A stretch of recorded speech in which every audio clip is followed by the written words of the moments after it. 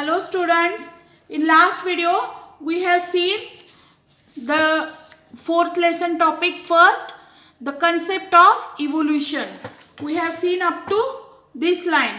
Today we are going to see from this the stages of evolution of animal. We have learnt in the previous lesson that life on earth began with unicellular organism known as protozoa. आपण last previous lesson म्हणजे मागच्या lesson मध्ये पाहिलेलं आहे की 4.5 billion years ago the life earth was formed and after that a unicellular organism that is protozoa come to an existence. These unicellular organisms gave rise to multicellular living things. या unicellular organism मधनच multicellular living things ह्या जन्माला आल्या. multicellular living things म्हणजे multicellular प्राणी किंवा जीव. The multicellular organism evolved gradually and various classes of plants and animals came into existence. We have seen that unicellular organism was found in water and gradually multicellular living things has been developed, and from that multicellular organism the plants and animals has been evolved. Okay, त्या multicellular organism मधून plants आणि animals हळूहळू gradually हळूहळू तयार झाले. Okay, the following are the stages of evolution of animals. ह्याच्यात काही प्राण्यांची कसं इव्होल्यूशन झालं, इव्होल्यूशन म्हणजे हळूहळू जन्म कसा झाला ते दिलेलं आहे. ओके, नाव C invertebrates. Invertebrates means animals without a backbone are called invertebrates. For example a snail. स्नेल तुम्ही पाहिलेली असेल, अशी गोगलगाय जी आपल्या रेनी सीझन मध्ये स्नेल सगळीकडे पाहायला मिळते. त्याच्यावरती असा शेल असतो, शंख असतो आणि अशी सरपटणारी अशी ती स्नेल असते. हे कशाचं एक एक्झाम्पल आहे तर invertebrates. Invertebrates means they have no backbone. त्यांना पाठीला जे आपल्या पाठीला जर तुम्ही हात लावून पाहिलात तर मध्ये एक बोन दिसतं. ते तशा प्रकारचं बोन ज्यांना नसतं अशा प्राण्यांना म्हटलं जातं इनव्हर्टिब्रेट. That is backbone. त्यांच्या अंगात असं बोन नसतं. आणि vertebrates, now see this is one type of animal invertebrates and this is another type of animal vertebrates. Animals which have a backbone are called vertebrates. Look at the ones given below. Vertebrates म्हणजे काय, ज्या animalsना backbone असतं त्यांना म्हणायचं vertebrates. Human being म्हणजे तुम्ही मी आपण सगळे माणसं सुद्धा एक वर्टिब्रेट ॲनिमल आहोत because we have backbone. Okay, आणि आपल्यासारखेच आणखीन कोणत्या प्राण्यांना बॅकबोन्स आहेत, त्याच्यात अजून काय प्रकार आहेत ते आपण पाहणार आहोत. Aquatic animal, example fish.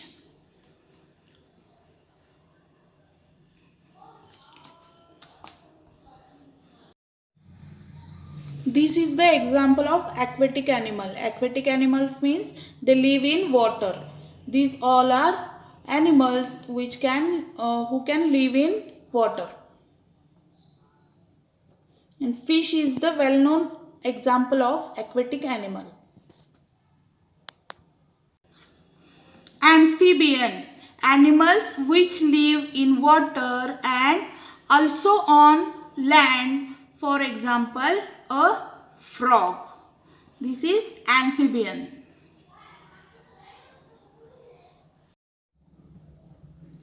These are pictures of amphibians. Amphibians म्हणजे असे प्राणी they can live in water and also on land. Frog is the well-known example of amphibian.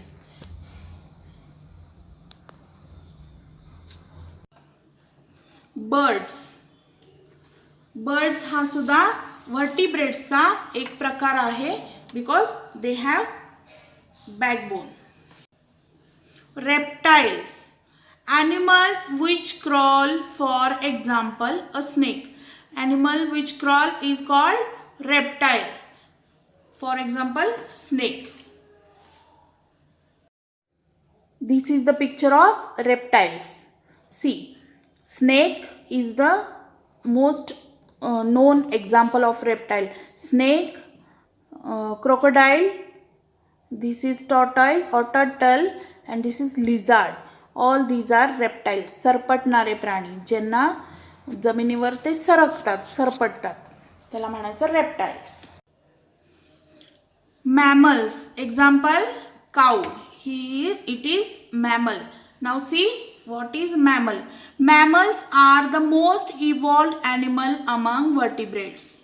The following are the characteristics of most of the mammals. 1. Growth of the baby in mother's womb for some time before birth.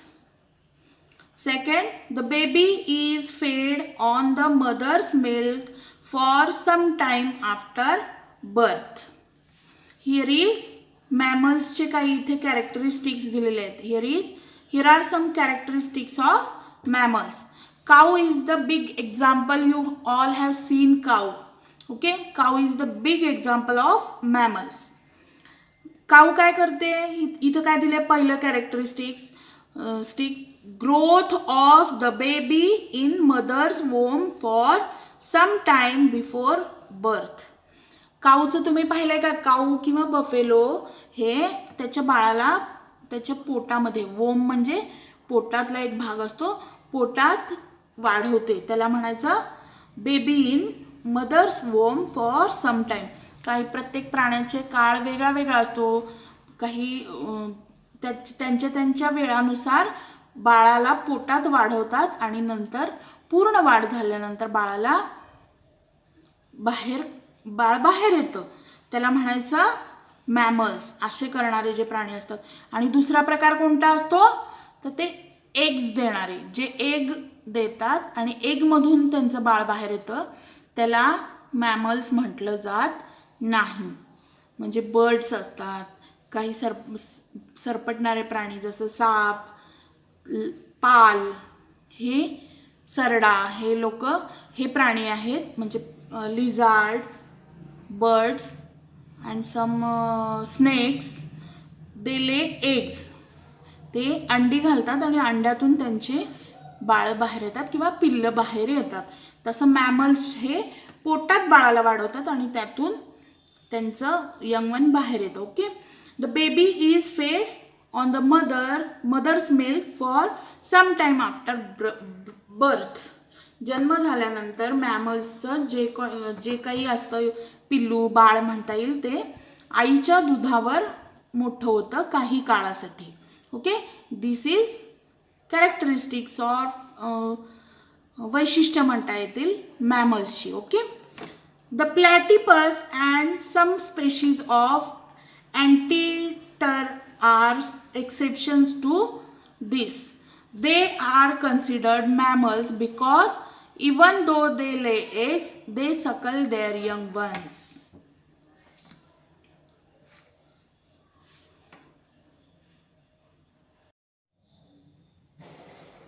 This is picture of platypus. Platypusचं चित्र तुमच्या बुकमध्ये पण दिलेलं आहे. There is a picture of platypus in your book also, and this is the clear picture of platypus, which is the exception of mammals. हे लोक काय करतात हे प्राणी काय करतात this is anteater. This picture also given in your book. This is clear picture anteater. Okay, these two animals considered mammal because even though they lay eggs, हे दोन्ही प्राणी एग्स देतात. एग्समध्ये त्यांचे बेबीज असतात. But they सकल there young once. म्हणजे ते त्यांच्या यंग वन्सना, त्यांच्या बेबीजना दूध पाजतात. म्हणून मदर्स असतात ते बाळाला दूध पाजतात, म्हणून ते मॅमल्स कन्सिडर केले जातात. Apes. Apes are somewhat like humans in appearance. They mostly live in trees, on trees. Those species of apes which continue to live on trees retain their original ape-like form. However, in grasslands, some ape species were forced to move around on the ground. These species evolved gradually and in time gave rise to human species. This happened first on the African continent. The first human species is called the primitive man. Primitive means the first. In the next lesson, we shall learn more about the evolution of the human species. तुम्हाला सगळ्यांना माहितीच आहे, human हा कशातून तयार झाला? एका apps means माकडाची एक जात, त्यातून माणसाची निर्मिती झालेली आहे. Here they have said that apes are somewhat like humans in appearance. थोडेफार माणसासारखे दिसतात. The mostly lived in trees. काय, बरेचसे एप्स मीन्स माकडाच्या जाती या झाडात राहतात. But some they which continue to live in trees retain their original ape-like form. जे झाडामध्येच राहत होते ते त्यांच्या ओरिजिनल एप म्हणजे माकडासारखीच वैशिष्ट्ये त्यांची राहिली, ते माकडासारखेच राहिले. But however in grassland some ape species were forced to move around on the ground. जे ग्रासलँड्स मीन्स मोकळ्या जागेत, गवत असलेल्या मोकळ्या जागांमध्ये जे माकडं गेली,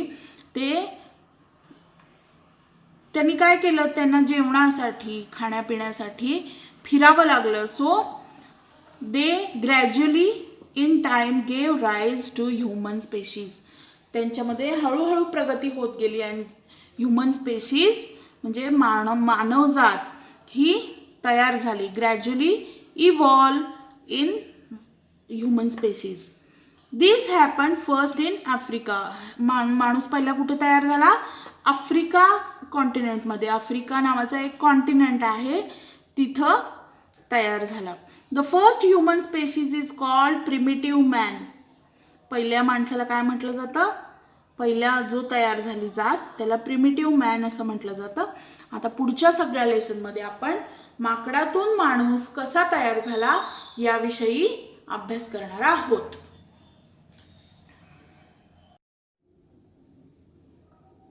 See this picture. You can understand from this picture. Here is ape at left side and it is gradually developed as human. You can say it in this picture. And this is primitive means first man, primitive man. In next lesson, we shall learn about the evolution of human species. Okay.